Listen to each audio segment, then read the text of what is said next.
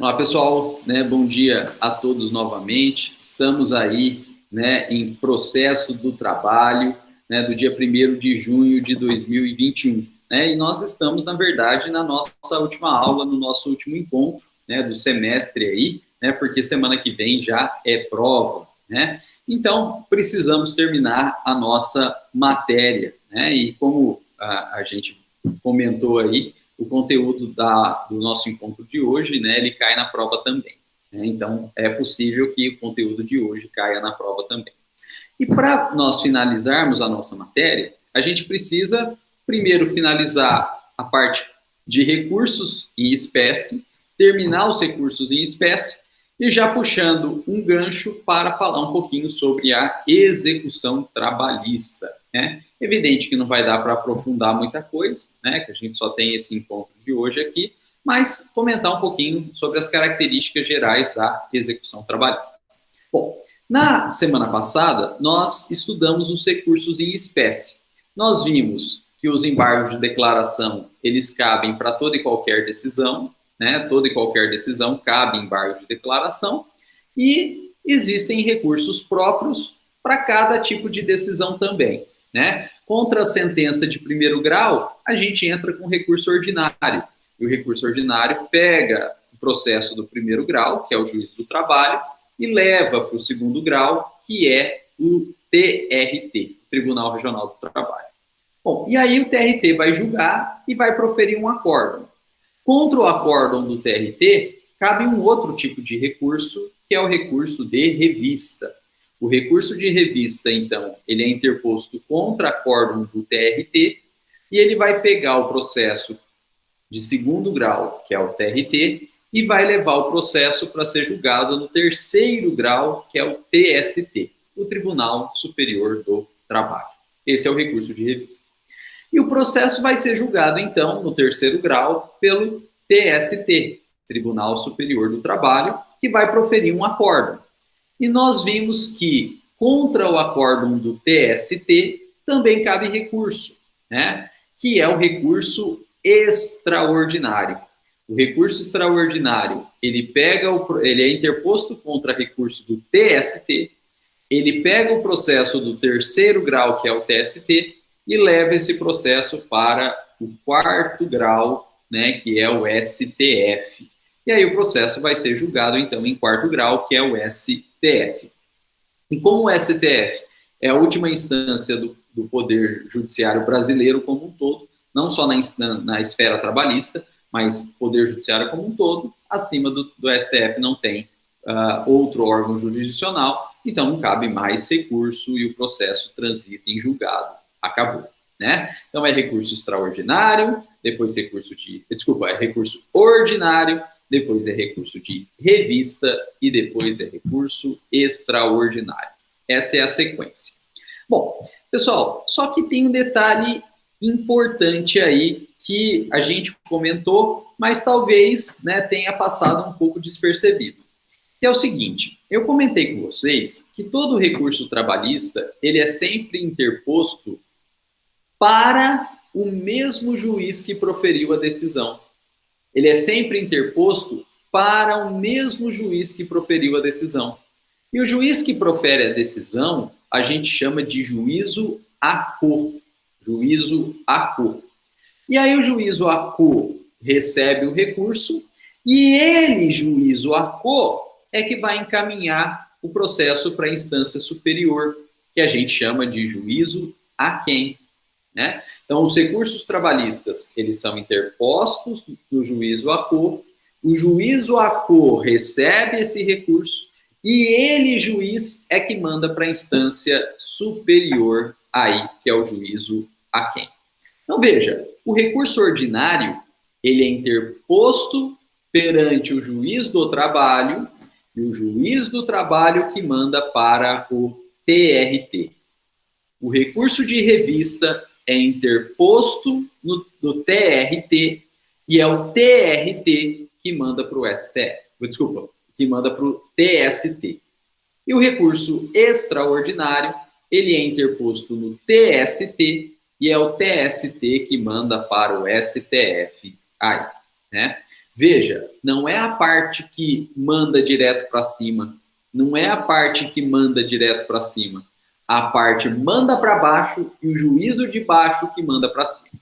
E a pergunta que não quer calar, né? Vocês não me fizeram, mas a pergunta que não quer calar é a seguinte: e se o juízo ACO não mandar? Então a parte recorre, interpondo o recurso para o juízo ACO, que é o quem proferiu a decisão. Tá correto, perfeito, é assim mesmo. Mas o juízo ACO pega o recurso, olha e fala: meu Deus, o recurso está certo. Eu fiz uma caca quando eu dei a decisão, né? E eu não quero que o tribunal veja a caca que eu fiz. Então, quer saber? Eu vou pegar esse recurso da parte, eu, juízo ACO, vou pegar esse recurso da parte e vou engavetar aqui no juízo ACO e não vou encaminhar o recurso para... Senhor, Oi? desculpa, dá para o senhor aceitar a Fabiola? Não está aparecendo para mim, não. Deixa eu avisar ela.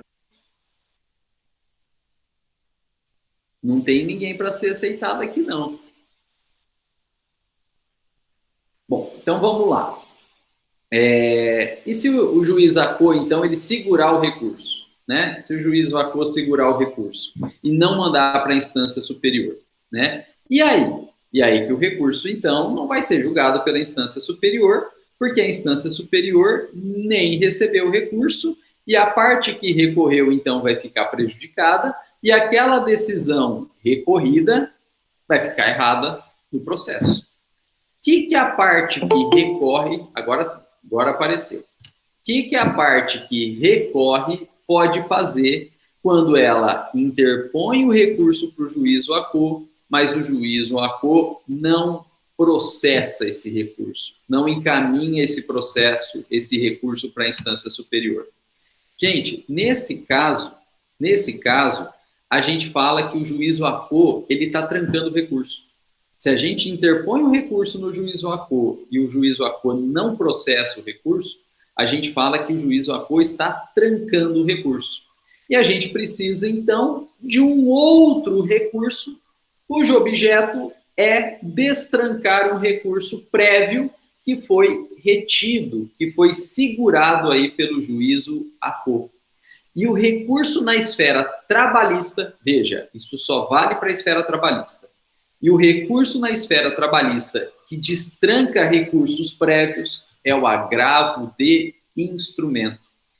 Então, veja só, se vocês entram com um recurso ordinário para a vara do trabalho e a vara do trabalho não encaminha o recurso ordinário para o TRT, segura o recurso ordinário na vara do trabalho, vocês vão ter que entrar com um agravo de instrumento para destrancar esse recurso, para que, então, né, esse recurso ordinário seja remetido lá para o TRT, Tribunal Regional do Trabalho, né?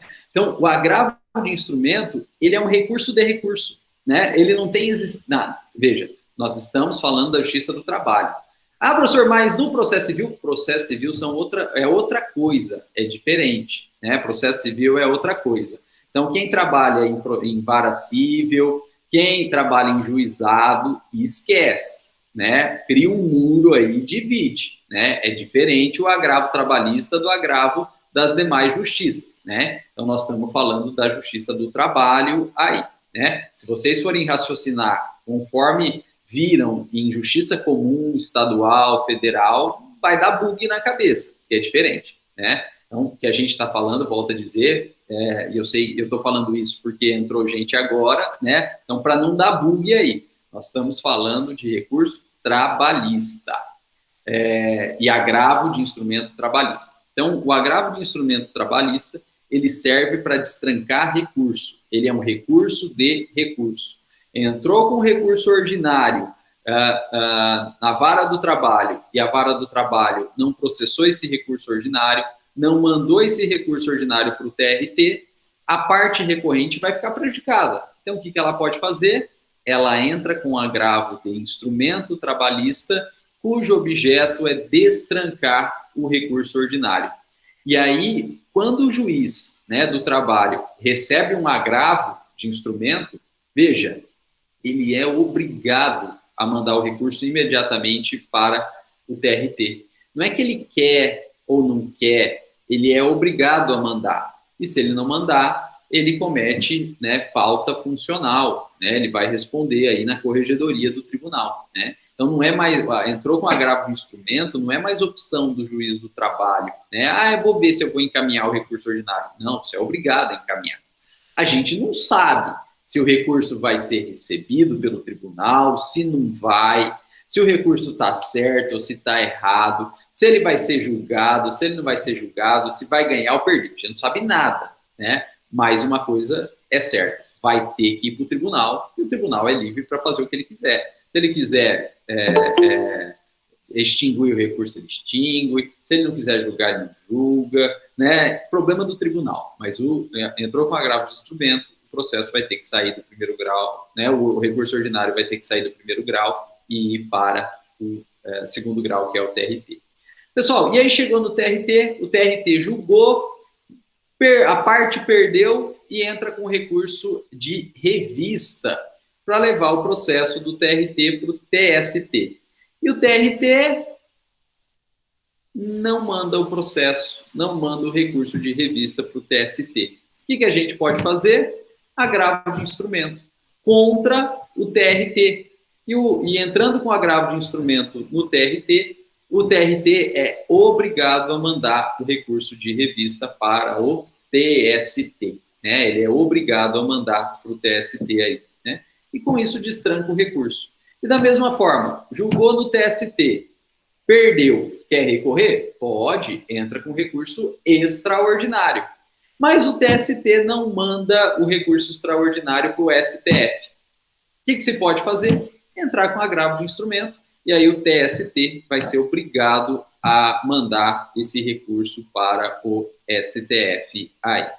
Pessoal, e veja que se provado na instância superior que teve agravo de instrumento e que o recurso não chegou ainda, a instância superior ela pode avocar o processo, ela pede o processo, né, para a instância inferior, e aí, né, manda quem pode, obedece quem tem juízo, a instância inferior vai ter que encaminhar o recurso para a instância superior, né? Então, o agravo de instrumento trabalhista não tem nada a ver com o agravo civil, né? O agravo de instrumento trabalhista, ele serve para destrancar outros recursos. Ele destranca recurso ordinário, ele destranca recurso especial, especial não, recurso de revista, e ele destranca recurso extraordinário aí, né? Então, esse era o último recurso que faltava a gente analisar, né, na fase de conhecimento aí, né? O famoso agravo de instrumento trabalhista, né? Então, o agravo de instrumento trabalhista, na prática, ele não é um recurso autônomo,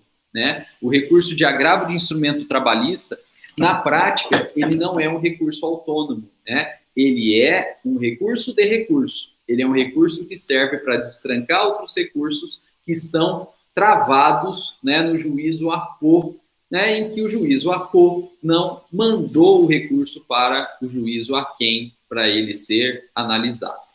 Pessoal, e como prazo padrão da Justiça do Trabalho, esse agravo de instrumento, ele também tem prazo de 8 dias úteis, né? Ele tem prazo de 8 dias úteis aí. Bom, e com isso nós terminamos aí os recursos na fase de conhecimento. E agora a gente precisa avançar um pouquinho estudando, olha só, o recurso,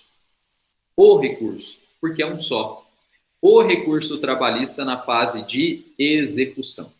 Pessoal, na fase de execução trabalhista, só tem um recurso possível, é o agravo em execução, né? Então, na fase de execução, durante a fase da execução, contra toda e qualquer decisão, não importa, contra toda e qualquer decisão proferida em fase de execução trabalhista, o recurso cabível, o único recurso cabível é agravo em execução.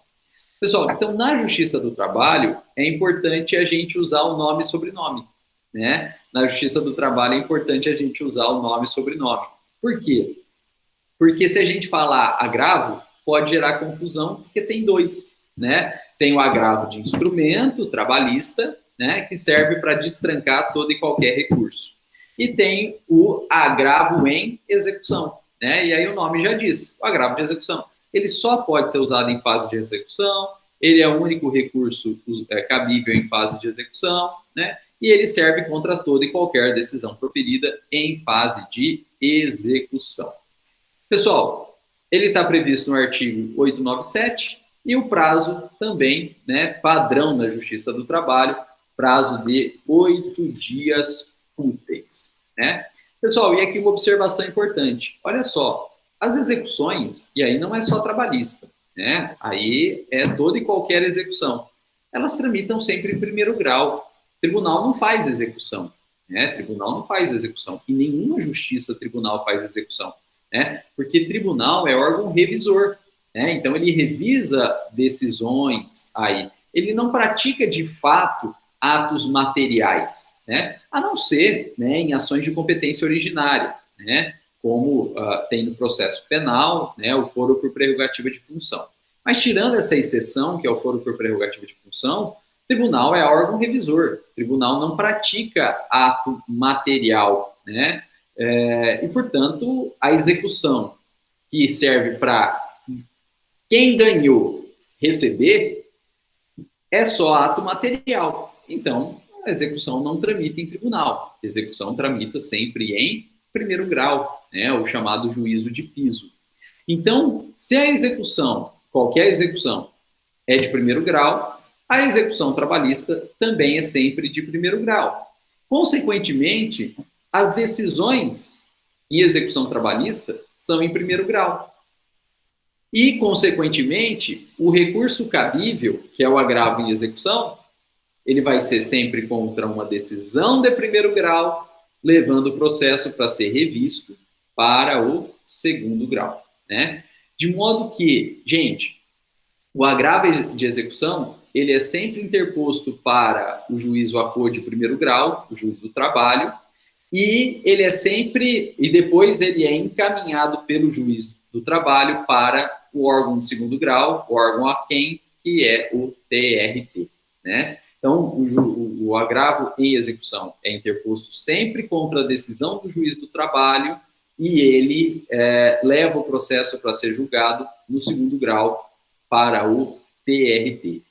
Pessoal, e depois que o TRT julga o agravo de instrução, o agravo em execução, depois que o TRT julga agravo em execução, normalmente não cabe mais recurso, né? Normalmente não cabe mais recurso, né? Então, depois que o TRT julgou o agravo em execução, acabou. Não cabe recurso de revista para o TST, né? Não cabe. Por quê?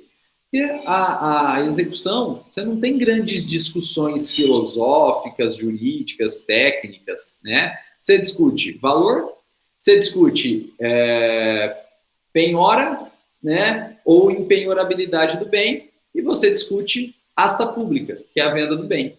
Só, né? Então não tem grandes discussões filosóficas aí. É valor, é penhora ou impenhorabilidade do bem, e se mantida a penhora, é asta pública, né? Que é o leilão, que é a venda do bem. Então não tem muito o que discutir, não tem como chegar mesmo no TST, né? O TST ele só trabalha com violação de lei federal, mas isso não vai ocorrer na execução, né? Então, a execução ela acaba tendo um âmbito recursal muito limitado, né? A execução trabalhista, toda e qualquer decisão é só agravo em execução, e o agravo em execução ele é interposto contra a decisão de primeiro grau e remete o processo para o segundo grau, que é o TRT, né? E esse é o único recurso em execução trabalhista, agravo em execução.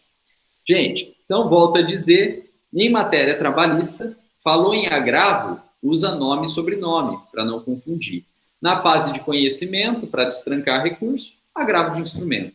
Na fase de execução, único recurso cabível, agravo em execução. Se falar só agravo, a gente não vai saber do que se trata na Justiça do Trabalho, né? Então, agravo de instrumento em agravo em execução. E com isso, pessoal, a gente terminou a fase recursal, né? E aí terminou o recurso, processo transita em julgado, quem ganhou, ganhou. E aí vai querer levar, né? Quem ganhou, ganhou, e aí vai querer levar. E para levar, de fato, a gente tem que fazer a execução trabalhista aí, né? A gente vai fazer a execução trabalhista, né? Então, a execução trabalhista, pessoal, ela é o cumprimento de sentença, né, do processo civil, né? É ela que vai fazer a decisão ser cumprida. Ela que vai fazer quem ganhar, levar, né? A execução é sempre o procedimento que faz quem ganha, levar, né? Ser de fato beneficiado materialmente, né? Com os resultados benéficos, com os resultados materiais, normalmente money aí, né? Normalmente dinheiro, ganho no processo de conhecimento, né? Trabalhista. Então, essa é a execução trabalhista. Pessoal, olha só, e a CLT, ela traz pouquíssimos artigos sobre execução trabalhista. A execução trabalhista, ela está prevista no artigo 876 ao 892 da CLT. Pouquíssimos artigos aí da CLT que trabalham com execução trabalhista. E por quê? Porque, na verdade, a CLT, ela não fala tudo sobre execução. Ela só fala aquilo que é diferente à execução trabalhista em relação às demais execuções, né? Ela só fala o que é diferente na execução trabalhista em relação às demais execuções, né? Então, por isso que ela pode se dar ao luxo de ter poucos artigos aí falando sobre execução, porque ela só fala o que é diferente da execução trabalhista em relação às demais. E tanto é assim que a CLT acaba por não regrar tudo sobre execução, né? E ela remete aí para outras leis, né? Ela remete a execução para outras leis. E que outras leis? Ela fala que no que a CLT for silente, né? No que a CLT não falar a respeito, aplicar-se-á subsidiariamente, quer dizer, em segundo lugar, complementando a própria CLT, primeiro, a Lei 6830, né? 6.830 de 1980, que é a famosa Lei de Execuções Fiscais, né? Então, a execução trabalhista, ela tem regência supletiva complementar pela Lei de Execuções Fiscais, 6.830 de 80. E no que a própria Lei de Execuções Fiscais for silente, né? For silente, não falar a respeito, aí aplica o CPC, né? Claro, o CPC aqui de 2015, né? Aplica o CPC, né? E essa é a normativa, então, da execução trabalhista. Primeiro, a CLT, artigo 876 a 892, com o que é diferente. No que é omisso, aplica a Lei de Execuções Fiscais, e o que a Lei de Execuções Fiscais for omissa, aplica o Código de Processo Civil de 2015 aí. E essa é a nossa escadinha, né? Essa é a nossa escadinha, a sequência CLT, Lei de Execução Fiscal e CPC de 2015. Pessoal, e o grande motivo pelo qual a execução trabalhista ela costuma ser efetiva, né? O grande motivo pelo qual a execução trabalhista costuma ser efetiva, às vezes até mais efetiva do que a execução civil, né? É justamente a regência supletiva pela Lei de Execuções Fiscais, porque o procedimento executivo mais forte, né, que a gente tem no processo como um todo, né, no processo privado como um todo, no sentido de material como um todo, é a Lei de Execuções Fiscais. Talvez, né, a Lei de Execuções Fiscais, ela perda, sei lá, né? O pessoal falou tanto disso aí que até todo mundo entrou em confusão, né? Todo mundo entrou em paranoia. Perca, professor. Confunde geral. Nossa Senhora, né? Se ninguém tivesse falado sobre isso, todo mundo falava certo, né? Mas falaram tanto que dá branco quando você está falando.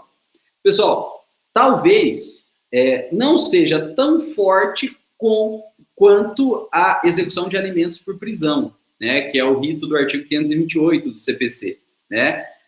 Por prisão, aí é por prisão, né? Mas veja que é um âmbito muito específico e vai além do patrimônio, né? Não deixa de ser uma execução pessoal, né? Corporal até, né? A execução de alimentos por prisão. Então, isso é um ponto fora da curva, né? Dentro da normalidade, né, em execuções patrimoniais, a lei de execução fiscal é o procedimento mais forte que a gente tem.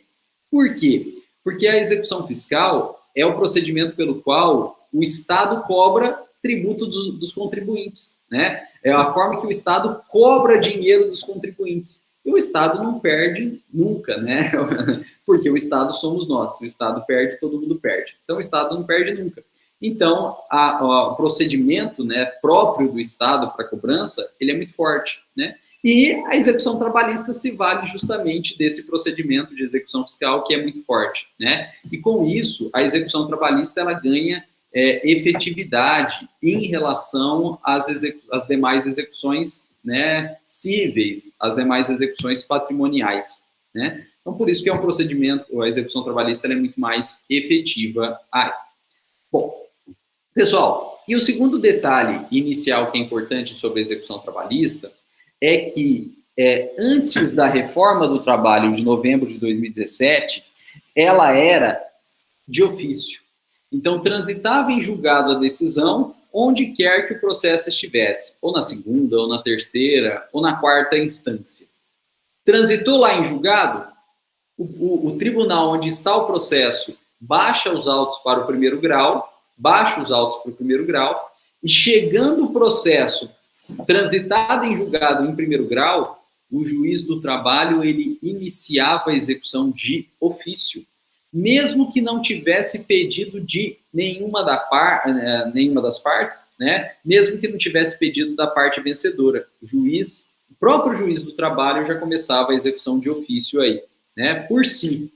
E além de começar a execução de ofício, o juiz do trabalho, ele também praticava atos executivos de ofício.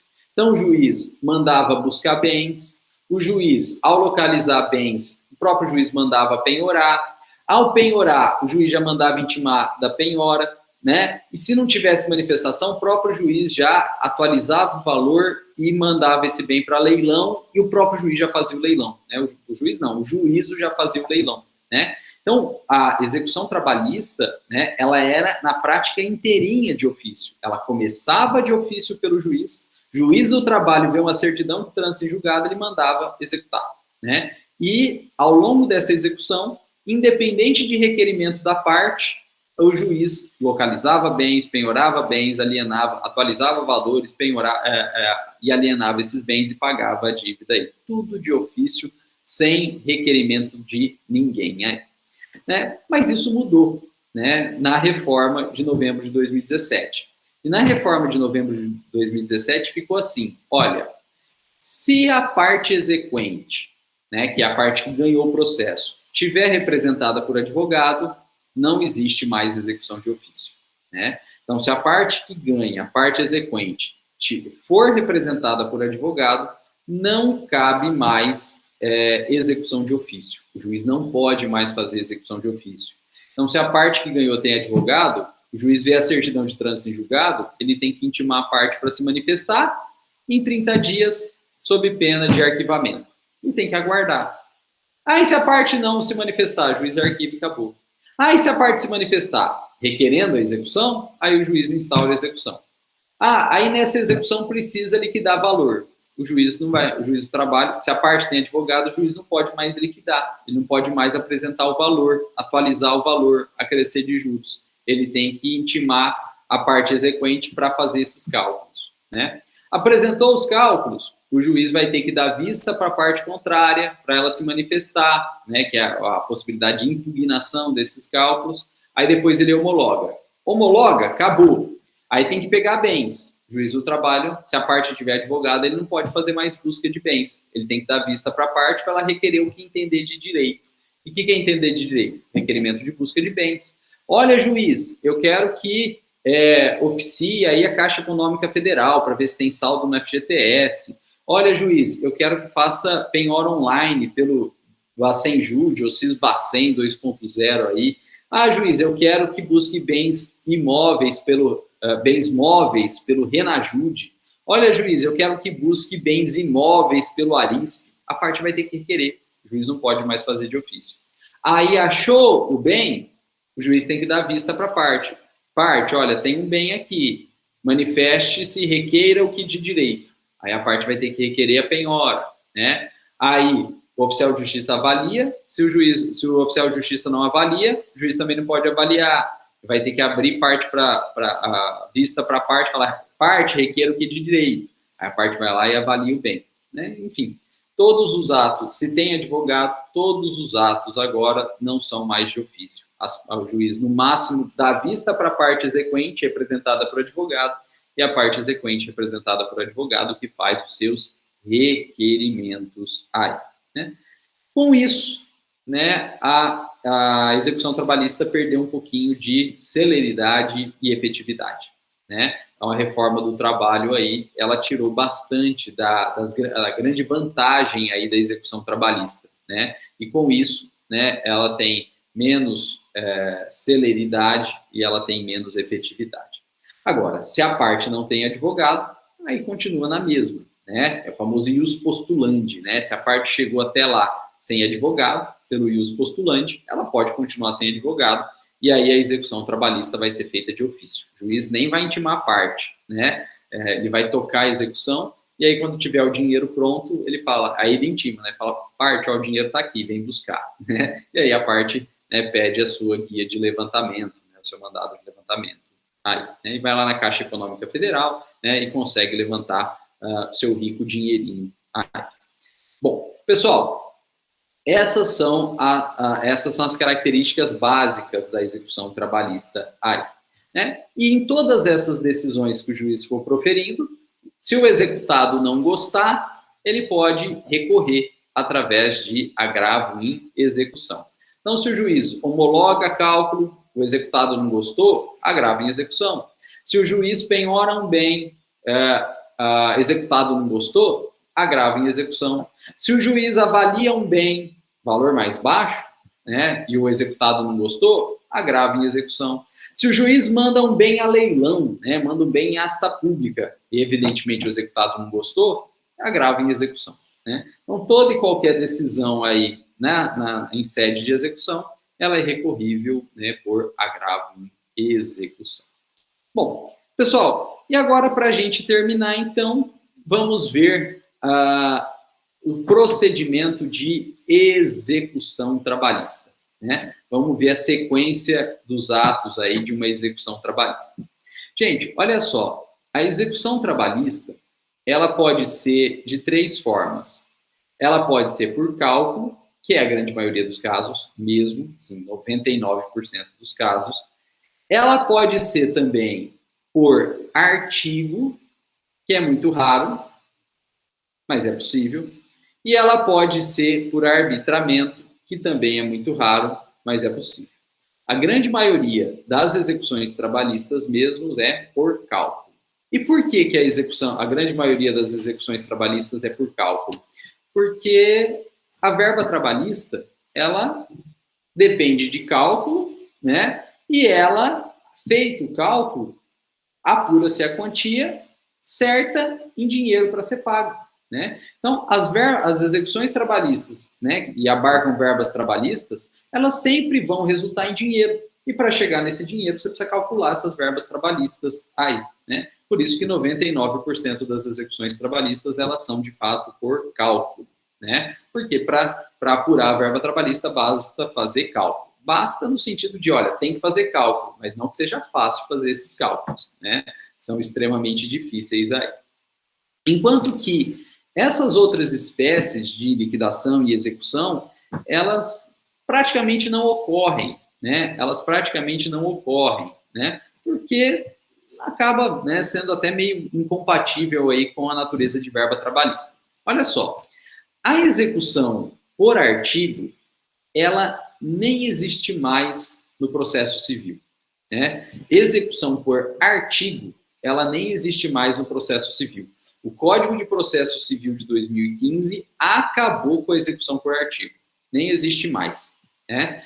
Mas a CLT anterior, então ela continua falando em execução por artigo aí, né? Mas no processo civil nem existe mais. O processo civil hoje, ele fala não em artigo, ele fala em execução pelo procedimento comum, previsto aí no artigo 509 do CPC. né? Então, a antiga execução por artigo, ela não existe mais, e o que o CPC fala hoje é em execução pelo procedimento comum, previsto aí no artigo 509 do CPC. Mas o que é essa antiga execução por artigo, ainda atual na CLT, que ainda fala em execução por artigo, e que foi substituída por execução pelo procedimento comum no CPC de 2015? Essa execução por artigo, ela se dá quando se precisar provar fato novo após o trânsito em julgado. Veja, não é uma coisa comum, né? Não é uma coisa comum, uma coisa rara, né? A execução por artigo, né? A execução pelo procedimento comum, ela é usada quando se precisar provar fato novo após o trânsito em julgado. E aí, veja, se precisa provar fato novo após o trânsito em julgado, não dá para só fazer cálculo. Não tem como fazer cálculo só, porque precisa provar fato novo. E aí, então, que se vale da execução por artigo, né? E veja que o CPC de 2015 ele foi mais técnico ao falar em execução pelo procedimento comum, porque, veja, o procedimento comum é o procedimento que permite instrução probatória, né? Perícia, se for o caso, oitiva de testemunha. Então, é muito mais técnico, né? Porque o objeto mesmo da execução por artigo é a instrução probatória, né? Eu tenho um caso que a gente vai fazer execução, né? Antiga execução por artigo, atual execução pelo procedimento comum no processo civil. Trabalhista eu nunca vi isso, né? Nunca vi. Mas daqui a pouco a gente pensa um caso, né? Eu nunca vi. Mas eu vou ter que fazer uma no procedimento comum aqui. Acho que eu já comentei com vocês de uma ação dos anos anteriores que a gente teve aula, né? De um processo que eu tenho de indenização em razão do incêndio, né? Pegou fogo na plantação de cana da usina e esse fogo se alastrou e queimou o laranjal aí do meu cliente, né? E a gente entrou com a ação, nós ganhamos, né? E temos que fazer a execução agora para receber. E nessa execução tem que ficar provado que, na verdade, até hoje, né, o laranjal não se recuperou. Aquele pedaço que foi queimado, ele colhe bem menos do que nos demais trechos aí da propriedade. E a gente vai querer receber essa diferença porque foi por culpa do incêndio. E a gente vai ter que provar essa diferença hoje. Então, após o trânsito em julgado, a gente vai ter que provar fato. Esse é um caso típico aí de execução, né, pelo procedimento comum, antiga execução por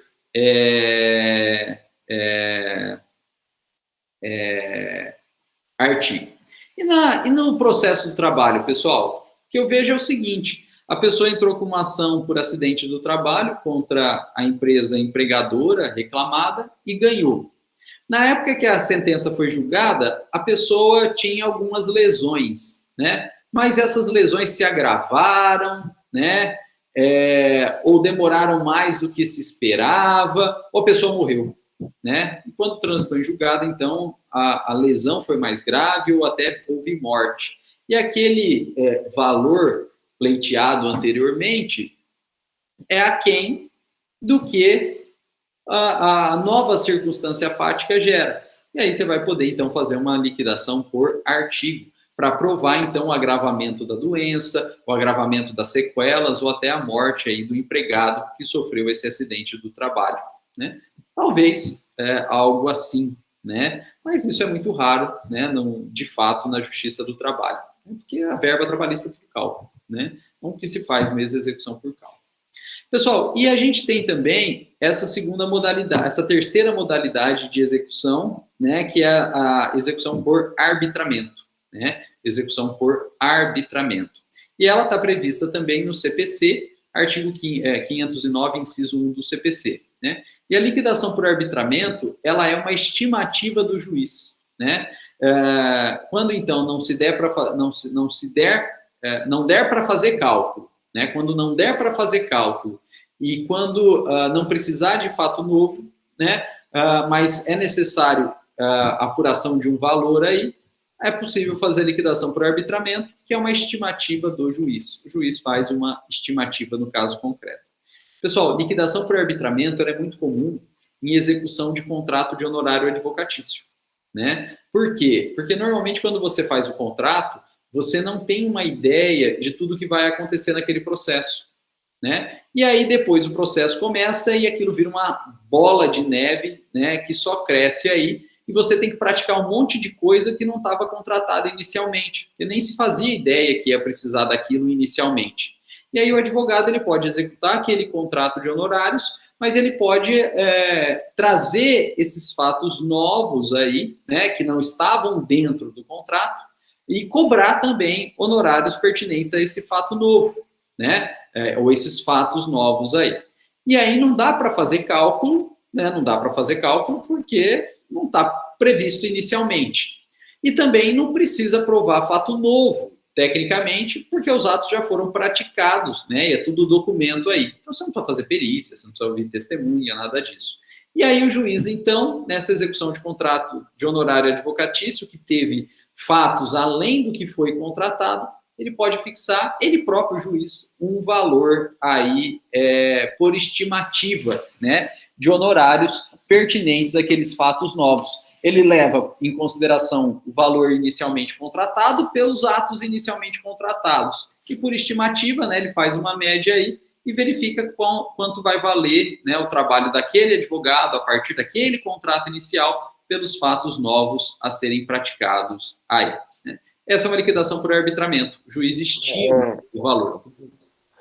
Desculpa, você precisa entrar com uma ação, né, para reaver esse honorário, né? Ou na própria ação, o juiz já vê que estava lá no contrato, você já alega, né? E o juiz já faz isso. Vinícius, você não é parte, você é advogado, você não é parte do processo. Como você pode discutir dentro de um processo que você não é parte? Sempre vai precisar de um processo autônomo, né? Não tem legitimidade para o advogado discutir honorário dentro de um processo que ele não é parte, né? Ele está naquele processo? Está, mas como advogado, não como parte, né? Então, por isso que precisa de um processo autônomo. Um processo em que o advogado, de fato, seja a parte, né? Senão, não tem legitimidade de parte, né? Então, isso é muito importante. Toda vez que você vai pensar se você pode discutir algo num processo, ou se vai depender de um processo autônomo, verifica se a quem interessa aquela discussão, se aquela pessoa a quem interessa a discussão é parte do processo. Se ela não for, você não pode discutir no mesmo processo, né? E o advogado está no processo, mas não está como parte, né? Está como advogado. Esse é o básico aí para a gente analisar o que pode ou não pode ser discutido no processo. Pense sempre assim, se a quem interessa aquela discussão é parte. Se for, talvez possa ser discutida, né? Talvez possa ser discutida. Tem mais coisa, né, que impede essa discussão, por exemplo, interesse, possibilidade jurídica de pedido, né, que nem existe mais possibilidade jurídica do pedido, né, no CPC de 2015, ou então o interesse aí. Mas se, de cara, a quem interessa aquela discussão não é parte, risca, você não pode usar o mesmo processo, você vai ter que usar um outro processo, né? Isso aí, gente, é teoria geral do processo, hein? E veja que é uma noção muito importante da teoria geral do processo, que vocês têm que levar isso aí para a vida, né? Tem que levar para a vida, senão a gente nunca consegue entender um processo, né?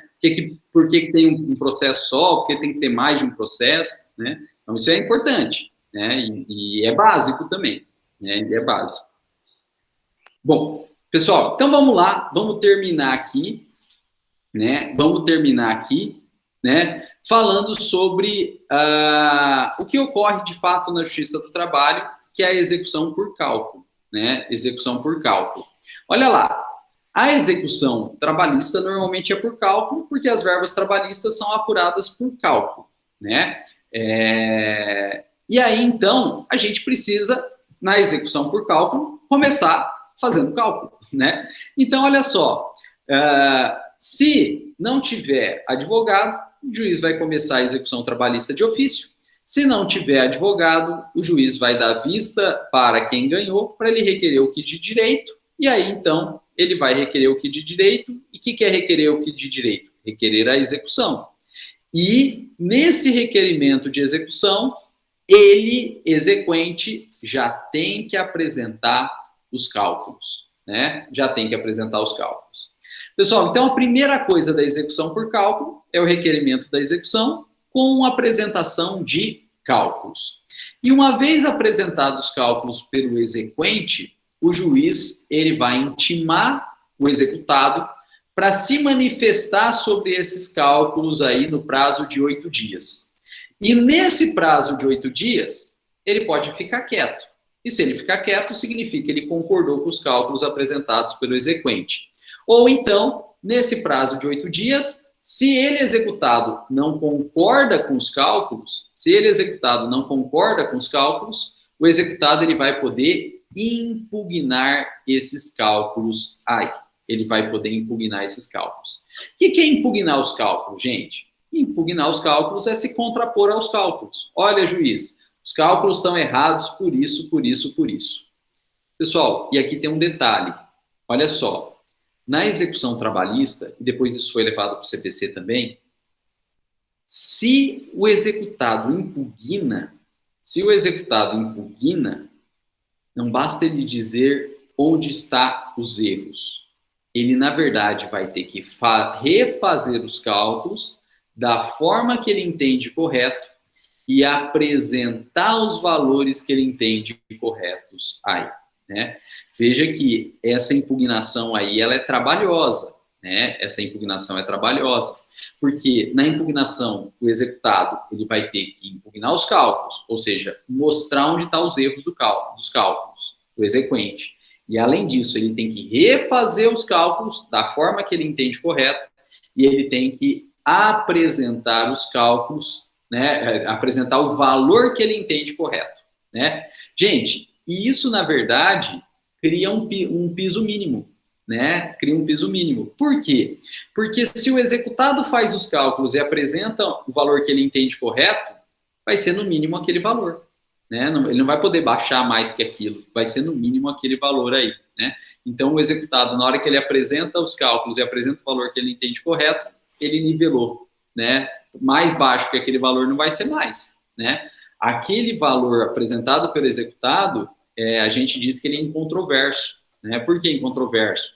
Porque se o executado apresentou aquele valor, é porque ele concordou com aquele valor também, né? Então é incontroverso, aquele valor não baixa mais. Pode subir, né? Pode até subir, né? Se o exequente apresentou cálculos maiores, o executado vai apresentar menores, né? Mais baixo que do executado não baixa, mas pode até subir, porque provavelmente o exequente apresentou cálculos maiores aí. Bom, pessoal, depois então de apresentados os cálculos pelo exequente e impugnados os cálculos pelo executado, você estipulou um valor mínimo. O juiz, ele vai intimar a União para se manifestar a respeito das contribuições previdenciárias. Por quê? Porque sob verba trabalhista incide contribuição previdenciária.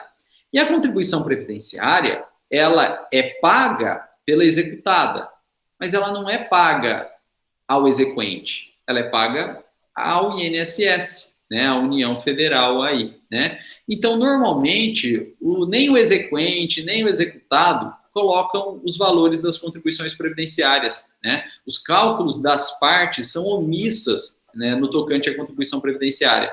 O exequente não fala nada porque não quer pagar. E o executado também não fala nada porque não vai receber mesmo, né? Então, aí o juiz ele tem que dar vista para a União Federal se manifestar sobre as contribuições previdenciárias aí. Pessoal, e quem se manifesta é um órgão da União Federal, né, chamado PFN, né, que é a Procuradoria da Fazenda Nacional. E, eventualmente, o próprio INSS, né? Então, quem vai se manifestar aí é a PFN, a Procuradoria da Fazenda Nacional, ou, eventualmente, o INSS. Né? E, claro, que, como provavelmente o cálculo das partes não abarcar as contribuições previdenciárias, o INSS, então, ele vai calcular essas contribuições previdenciárias e vai informar o juiz. Ó, juiz, tá vendo aquele cálculo das partes lá? Faltou o valor da contribuição previdenciária que está aqui, ó. Então, acresça àqueles valores o valor da contribuição previdenciária, né? Pessoal, e com isso, a execução trabalhista, ela abarca as verbas trabalhistas ao empregado exequente. Mas ela abarca também, simultaneamente, as verbas previdenciárias, né, ao INSS. Né? A execução trabalhista, ela executa tudo de uma vez só. né? Para que vai fazer 2 processos de execução separados? Um trabalhista e outro, sei lá, na Justiça Federal, para cobrar a contribuição da PFN e do INSS. Para que vai fazer isso? É disfuncional, né? Perde tempo, né? Gera uma falta de economia processual. Então, por economia processual, na verdade, junta tudo, né? A execução trabalhista executa as verbas trabalhistas, mas executa também as verbas previdenciárias aí, né? Verbas previdenciárias. Bom, pessoal, depois de apresentados os cálculos pelo exequente, depois de impugnado esses cálculos pelo executado, com a apresentação dos cálculos e valores pelo executado, e depois da manifestação da união através da PFN ou do INSS, acrescendo aí cálculos e valores previdenciários, o juiz proferirá uma sentença aí, né? Proferirá uma sentença. Se ele entender que os cálculos das partes estão corretos, ele faz a sentença homologatória de cálculos, né? Ele homologa os cálculos. Ó, os cálculos das partes estão corretas aí, homologa os cálculos e ele torna definitivo o valor, que vai ser a soma, né? Do que é devido ao exequente empregado e o que é devido ao INSS, soma dos dois aí. Agora, se ele analisando os cálculos das partes, da união, e entender que os cálculos estão errados, ele vai determinar a correção desses cálculos aí. E como que funciona essa correção, pessoal? Normalmente, a própria vara do trabalho tem o seu contador e a própria vara do trabalho refaz os cálculos, né? Então, o juiz vai apontar os erros dos cálculos, olha, está errado isso, está errado isso, está errado isso, está errado isso. E aí ele manda para o contador do juízo para que ele refaça esses cálculos, claro, seguindo aquilo que o juiz apontou de errado, né? Ó, isso aqui está errado, então refaz isso da forma correta. Ah, isso aqui está errado, refaz isso da forma correta. O próprio contador da vara do trabalho, do juízo do trabalho, ele refaz os cálculos seguindo a determinação do juiz. Agora, se eventualmente esses cálculos forem muito complexos, né? Se eventualmente esses cálculos forem muito complexos, ou é uma vara do trabalho muito pequenininha, que não tem contador aí, né? Pode acontecer, não tem contador, o juiz ele pode então determinar a perícia, né? Ele pode nomear um perito aí para elaborar esses cálculos aqui, né? Eu particularmente nunca vi, né? Eu já vi juiz rejeitar cálculo e mandar para a vara do trabalho, a própria vara do trabalho faz o cálculo correto, né? Ou ainda mais hoje, tem planilhas, né? Sistemas informatizados aí, a própria vara faz o cálculo. Mas, né, a lei permite que, se o cálculo for muito complexo, se não tiver, por exemplo, contador, que o juiz nomeie um perito, né, contabilista, para fazer esses cálculos aí, né? E vindo os cálculos do perito, é interessante que o juiz primeiro dê vista para as partes se manifestarem, ó, manifeste sobre os cálculos do perito. E as partes vão se manifestar, se concordam, se não concordam. Se não concordam, por que não concordam, né? E apresentar seus argumentos aí. E aí depois vai para o juiz reanalisar os cálculos do perito. Agora, se é cálculo do perito é alguém de confiança do juiz, né? A chance aí do juiz rejeitar os cálculos do perito é muito baixa, né? Normalmente o juiz homologa, então, os cálculos do perito aí, né? É assim que funciona, então, né, a parte inicial da execução. Pessoal, essa sentença homologatória aqui, né, de cálculo, ela, no dia a dia, é chamado de sentença, né, de liquidação trabalhista, né? Liquidação trabalhista, né? Esse é o nome popular dela aí. A sentença de homologação dos cálculos, né, a gente fala sentença de liquidação trabalhista. Por que liquidação? Porque se o juiz homologa os cálculos, ele torna um valor definitivo, né? E aí a gente tem um valor definitivo em moeda corrente, né? A gente tem um valor líquido daquela condenação, né? A gente, de fato, sabe o valor real daquela condenação, né? Então, por isso que essa sentença homologatória de cálculo, ela é chamada de sentença de liquidação trabalhista. Pessoal, e se uma das partes, ou qualquer das partes, enfim, né, não gostar dessa sentença, se sentir prejudicada, né, qualquer das partes pode entrar com recurso contra a sentença homologatória, contra a sentença de liquidação. Qual que é o recurso? É o famoso agravo em execução. Né? Então, contra a sentença homologatória, contra a sentença de liquidação trabalhista, cabe agravo em execução. Né? Pessoal, e veja que tanto o exequente quanto o executado pode entrar com agravo em execução, às vezes até os dois. Né? Às vezes até os dois. Olha só, o exequente pediu 100. O executado falou, olha, não é 100, é 80. E aí vem o perito e fala, olha, não é nem 100 nem 80, é 90. O exequente perdeu porque ele queria 100 e recebeu 90. O executado perdeu porque ele queria pagar 80 e ele vai ter que pagar 90. Os dois perderam e os dois podem entrar com agravo de execução ou agravo em execução. Né? O exequente vai entrar com agravo falando, olha, o juiz homologou 90, mas na verdade o correto é 100. E o executado vai entrar com agravo em execução, dizendo, olha, o juiz homologou 90, mas o correto é 80. Né? Os dois têm, então, legitimidade e interesse recursal. Pessoal, e também, olha só, é possível que a própria PFN, né, ou o INSS entrem com agravo em execução também. Né? Olha só, as verbas previdenciárias aí, né, de 20%, seria, né, se fosse 100, verba previdenciária aí de 20% seria 20, né? Então, a PFN, aí o INSS está pleiteando 20 de verba previdenciária, né? 20 de verba previdenciária. O juiz homologa 90, se é 90, 20% de 90, né, não é 20, é 18, mais ou menos aí, né, 18, 19. Então, a PFN, o INSS perdeu também. E o INSS, então, pode entrar também com agravo em execução. Né? Não se reduzir o valor das verbas previdenciárias, também, né, o INSS ou a PFN tem legitimidade e interesse para promover, interpor agravo em execução também. Né? E normalmente tem isso, gente, normalmente tem isso. Né? A sentença homologatória aí, né, a sentença de liquidação, dificilmente ela transita em julgado imediatamente, né, porque as partes entram com agravo, né, em execução. E aqui um detalhe importante. Pessoal, lembra quando a gente trabalhou a teoria geral dos recursos trabalhistas? E eu falei para vocês que cada recurso trabalhista, ele depende do pagamento de custas, que é o preparo recursal, mais somado ao depósito recursal. O agravo em execução também, né? O agravo em execução também. Ele também depende do pagamento de custas e ele também depende do pagamento do depósito recursal, né?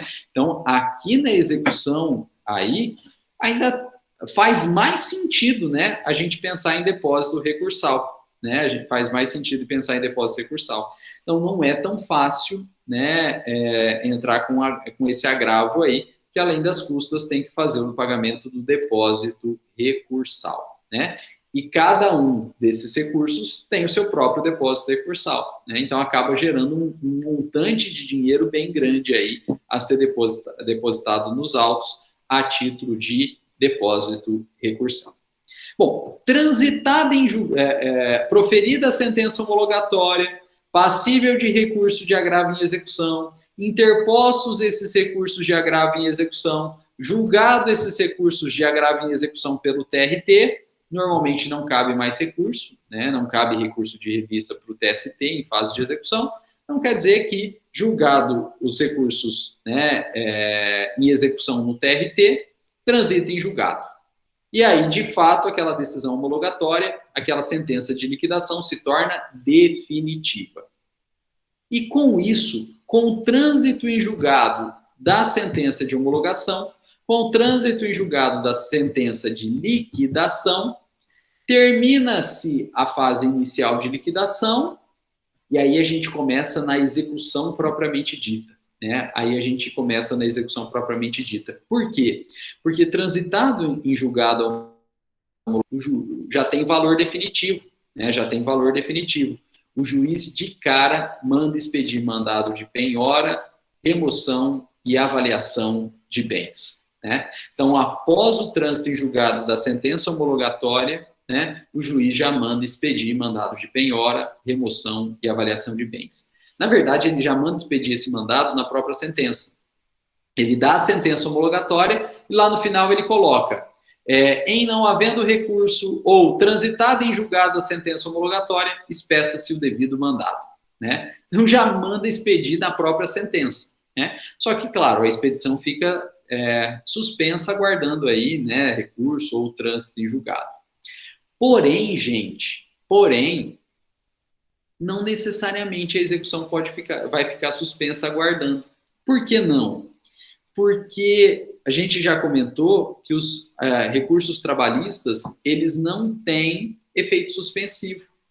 Então, veja que, se você é um exequente e teve a sentença de homologação, o juiz já mandou expedir o mandado de penhora, remoção e avaliação, só que a parte executada entrou com agravo em execução e a vara do trabalho está parada lá, não expediu o mandado, você pode cutucar a vara do trabalho. Né? Você, como advogado do exequente, você pode cutucar a vara do trabalho, falando o seguinte: olha, vara do trabalho, juiz, na decisão ID aí, né, processo digital da Justiça do Trabalho, PJE, não é mais folha, né, é ID agora. Ó, juiz, ó a vara do trabalho, na decisão do juiz de ID número tal, que é a decisão homologatória, ele já determinou a expedição de mandado. Teve recurso, mas olha, recurso trabalhista não tem efeito suspensivo, então requeiro a imediata expedição do mandado de penhora, remoção e avaliação. Né? Então veja que o recurso de agravo em execução, ele não vai mudar nada, né? A execução vai continuar. Se a vara do trabalho não expedir imediatamente o mandado, você requer. Né? Você, como advogado do exequente, você requer a expedição. E aí vai expedir mandado de penhora, remoção e avaliação. Pessoal, esse mandado de penhora, ele pode ser sobre qualquer bem. Né? Ele pode ser sobre qualquer bem. Normalmente se começa pelos bens que têm maior liquidez. Né? E o bem que tem maior liquidez é o próprio dinheiro. Né? Então, vai tentar fazer primeiro cumprir esse mandado de penhora através dos sistemas informatizados do Banco Central, Bacen Jude, Sisbacen 2.0, para tentar penhorar dinheiro em conta da empresa, né, executada aí. Né? Esse é o primeiro. Né? Por quê? Porque dinheiro tem liquidez. Né? Dinheiro é inerentemente líquido aí. Né? Então, é muito mais fácil de receber. Se tentado fazer a penhora online e não conseguiu, aí a gente vai passar para o segundo bem que tem liquidez, que são os bens móveis. Né? E aí, normalmente, se faz a busca, né, pelo sistema do Renajude, onde está cadastrado aí os veículos, né, para ver se acha algum veículo em nome da empresa executada. Se acha, já faz o bloqueio, né, do veículo pelo próprio sistema, bloqueando a alienação e, às vezes, até bloqueando a circulação daquele veículo, né, nas ruas aí pelo próprio sistema do Renajude. Se não conseguir encontrar veículo, né, aí tenta fazer outra penhora de outros bens móveis aí, né? Por exemplo, oficiando a Bolsa de Valores, oficiando a CETIP, né? Oficiando aí a CVM, né, para ver se tem alguma ação, né, algum título em nome daquela executada. Possível, né? Esses títulos, ações, debêntures, commercial paper, bônus de subscrição, partes beneficiárias, né, são warrants, né, LCI, LCA, CDB, né, que são títulos bancários aí, né, que mais? Né, CRI, né? Selic pode ser também? Não, Selic não é título. Selic é taxa de juros. É outra coisa, né? Selic é a taxa básica de juros da economia, ela não é título. Né? Selic é um valor fixado pelo governo, né, como taxa básica de juros na economia. Né? Então, a cada período aí, né, o governo fixa esse valor. Então, CETIP Selic é um percentual. Né? Então, não é título. Né? Aqui, como é penhora, você está tentando penhorar algum título. Né? Então, o investimento em si, que pode ser baseado na Selic, mas é investimento em si. Por exemplo, você tem vários títulos de tesouro direto que são baseados na Selic, né, indexados pela Selic. Mas o tesouro direto, NTN-B, NTN-C, que são os títulos baseados na Selic. A Selic é a taxa de juros de correção desse título ou remuneração desse título, né? Então, são coisas diferentes aí, né? Então, pode tentar penhorar algum título, né?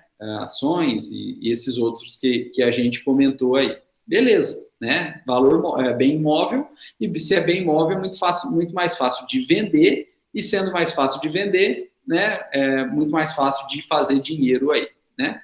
E também pode oficiar banco, né? Porque às vezes as pessoas deixam bens empenhados em banco, né? A pessoa tem uma joia de alto valor aí, né? E ela vai lá na Caixa Econômica Federal e empenha aquela joia, né? Pode parecer maluquice, mas eu já vi isso, né? Eu vi a pessoa empenhando aí uma pedra verde, né? Meu Deus, me fugiu o nome dessa pedra verde. Esmeralda?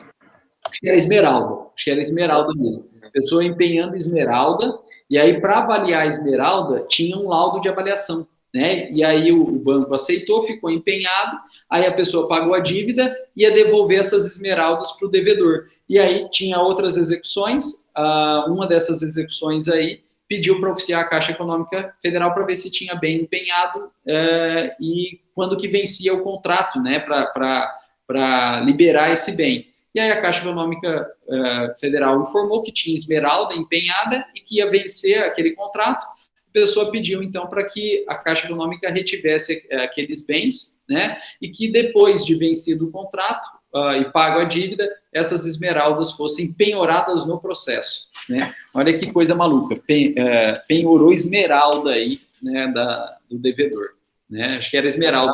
Estava empenhorado também, né, professor? Não, estava empenhada, é diferente. Sim, sim. Tava empenhada. Sem terminar de pagar o banco, já termina de pagar o banco, já vai na justiça também. Pessoal, tomem cuidado com a terminologia. Quando a gente vai no banco e a gente dá um bem imóvel em garantia, nós estamos fazendo penhor. E o bem que está em penhor, o bem está empenhado, né? Então, a gente vai na Caixa Econômica e empenha bens.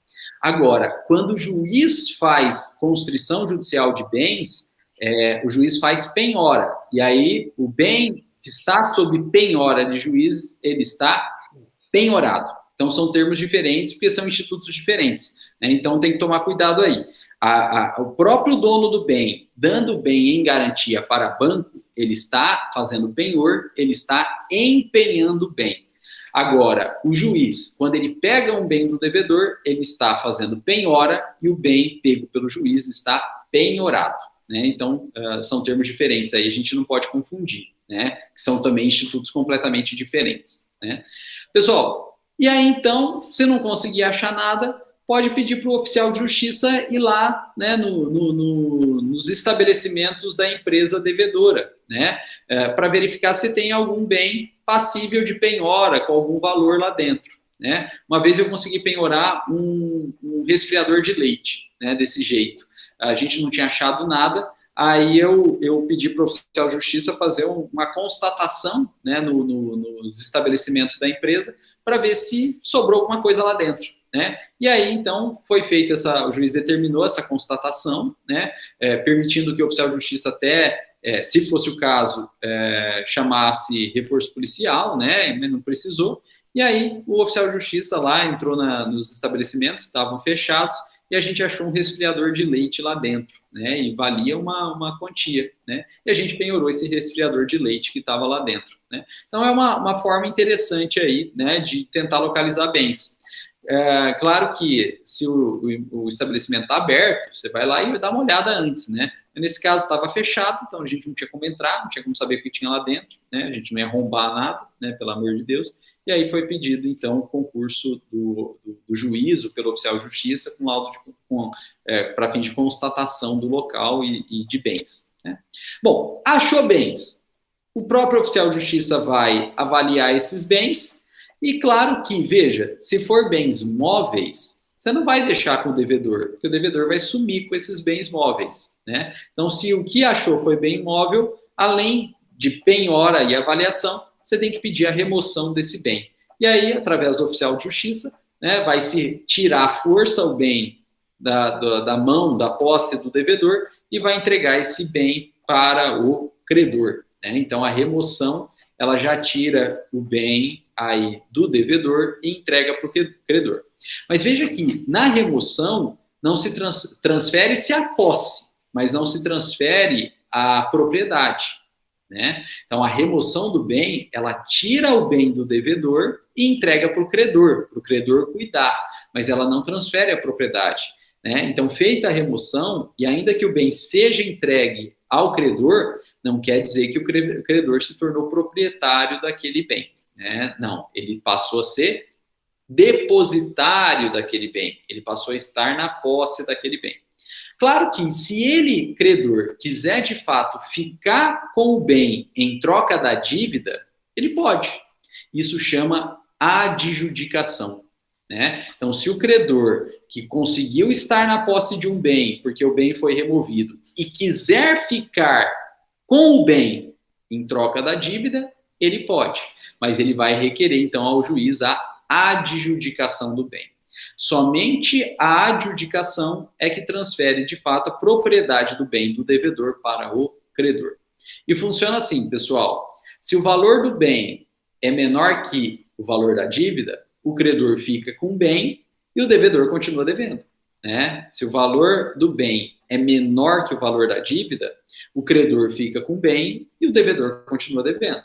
Agora, se o valor do bem adjudicado é maior que o valor da dívida, o credor que requer a adjudicação desse bem, ele vai ter que depositar a diferença nos autos, né? Então, ele pode ficar com o bem, ele vai requerer a adjudicação, mas ele tem que depositar o valor da diferença nos autos, né? Então, a dívida é de 100 e o bem vale 120. Para ele, credor, adjudicar o bem de 120 em troca da dívida de 100, ele vai ter que depositar a diferença, ele vai ter que depositar 20 nos autos, né?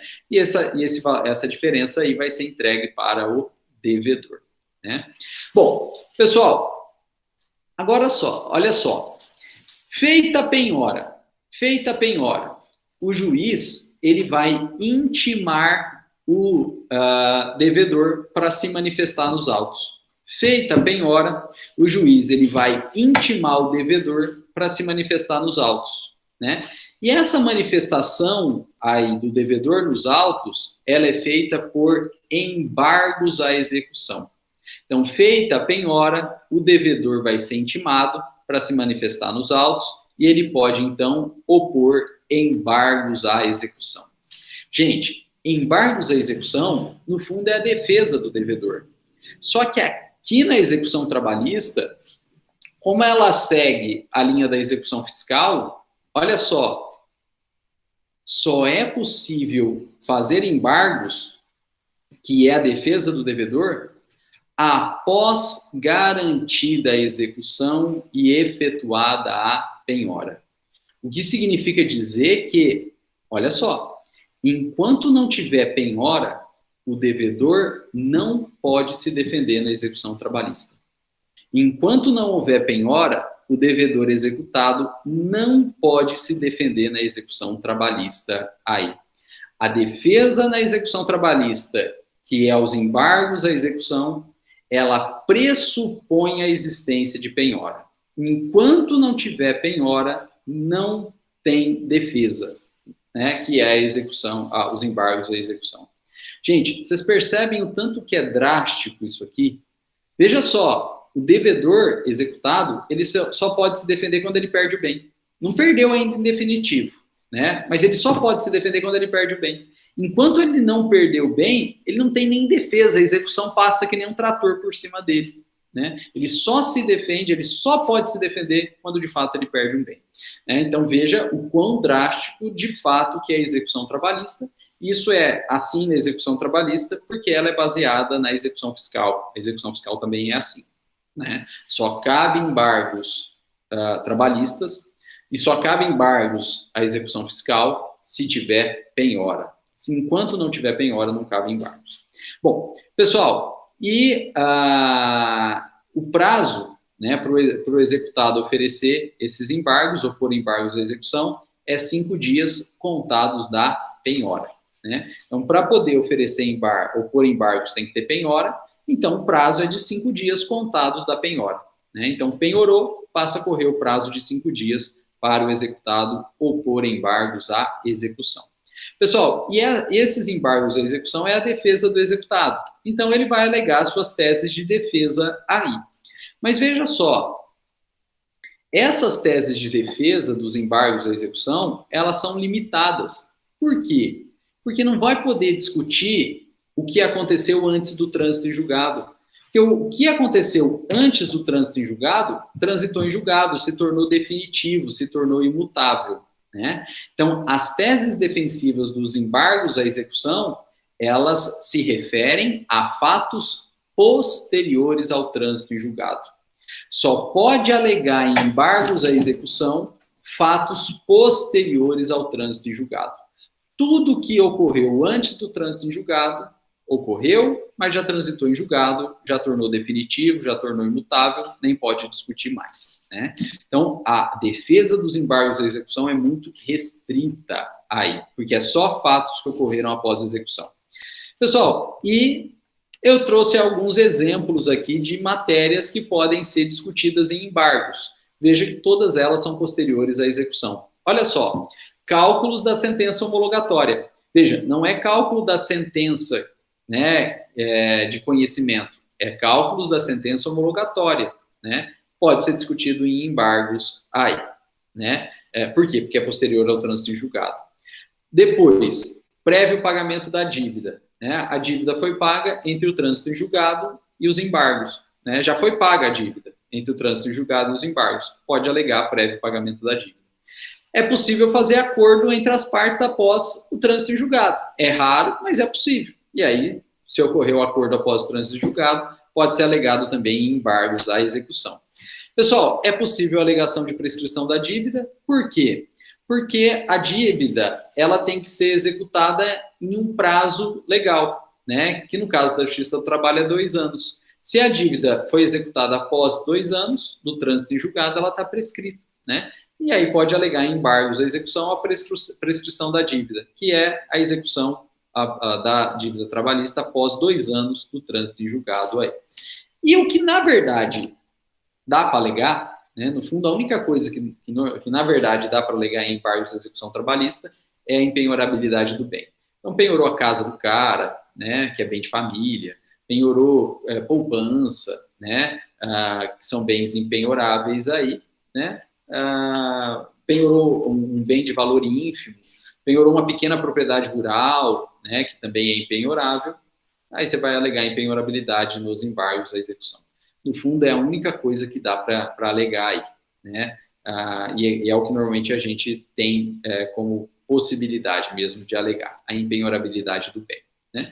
Pessoal, e opostos os embargos, aí é interessante, olha só, veja que o prazo de oposição dos embargos são 5 dias, é um prazo exíguo, né? É um prazo bem pequeno aí. Por que é um prazo bem pequeno? Também não tem muita coisa para alegar, né? Nem precisaria um prazo muito grande, porque não tem muito o que alegar, né? Essas matérias aqui, você resolve com 1, 2 páginas aí, né? Qualquer uma dessas matérias em 1, 2 páginas você resolve. Talvez a que fique mais difícil é o cálculo, né? Você impugnar os cálculos aí da sentença homologatória e tal.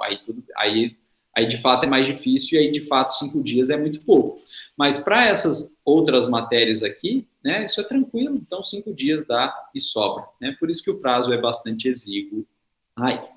Bom, pessoal, opostos os embargos, né, pelo devedor, o juiz vai abrir vista para o exequente, né? Então, opostos os embargos do devedor pelo devedor, né? Pelo executado, o juiz vai abrir vista para o exequente, né? O exequente vai se manifestar sobre esses embargos e depois da manifestação desses embargos, o juiz vai julgar esses embargos. Se ele julgar os embargos procedentes, ele vai corrigir o que foi alegado ou até extinguir a execução. né? Se a alegação dos embargos é cálculo errado, ele vai corrigir. Julgando procedente os embargos, ele vai mandar corrigir os cálculos.